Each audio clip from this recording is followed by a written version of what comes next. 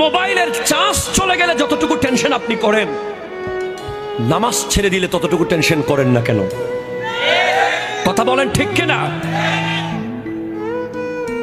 Facebook lock হয়ে গেলে আপনার টেনশনে খাবার দাবার বন্ধ হয়ে যায়।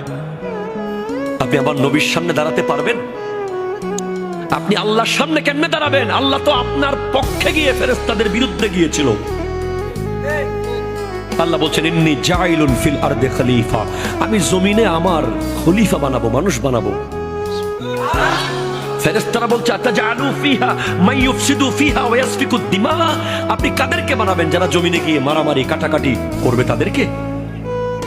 আল্লাহ বলছেন না, ইন্নী আ'লামু মা লা তা'লামুন, আমি যা জানি তোমরা তা জানো না। তো আজকের দিনে আপনি যদি বেহায়াপনা করেন, আপনি রং তামাশা করেন, আপনি ইহুদিদের মতো যদি চুল কাটেন,